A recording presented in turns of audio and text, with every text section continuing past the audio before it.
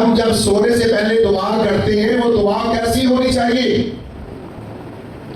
Bible मुकद्दस में से जब हम सीखते हैं तो रसूल कहता है कि तुम खुदा का मक़दिस हो, तुम खुदा का घर हो, खुदा का रूह तुम्हें बसा हुआ है।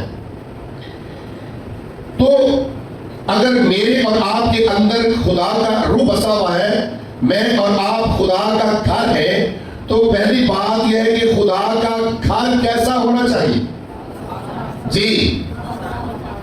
तो जो मेरा और आपका घर है वो कैसा होना चाहिए?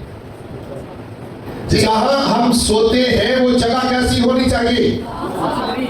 साफ सुथरी, खुशबूदार। होता क्या है कि रात को जब बहुत सारे लोग सोते हैं ना, तो सोने से पहले दुआ भी नहीं करते, और जिस जगह पर उन्होंने सोना होता है ना, उस जगह को भी पाक नहीं करते। थके टूटे आए, लड़के आ गए, गाला कट के आ गए, किसी के खिलाफ बोल लिया, किसी ने बुरा कह लिया, तो गुस्से के नाल मुंह हो गए। जब ऐसा आप सोएंगे तो कैसे तवक्को रखेंगे कि सुबह उठेंगे तो आप शादमान होंगे? हो सकता है? कभी नहीं हो सकता।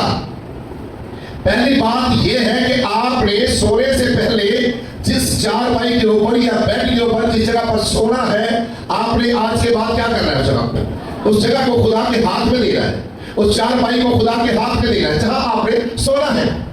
उस जगह को पाक करना है, साफ करना है। जब आप उस जगह को दुआ के जरिया से पाक और साफ करते हैं, वो जगह पाक हो जाएगी।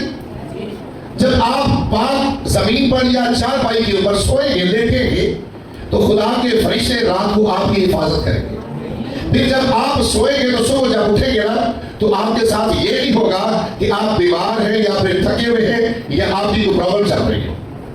जब उठेंगे सुबह तो खुदा का रूह कुदस आपके साथ होगा।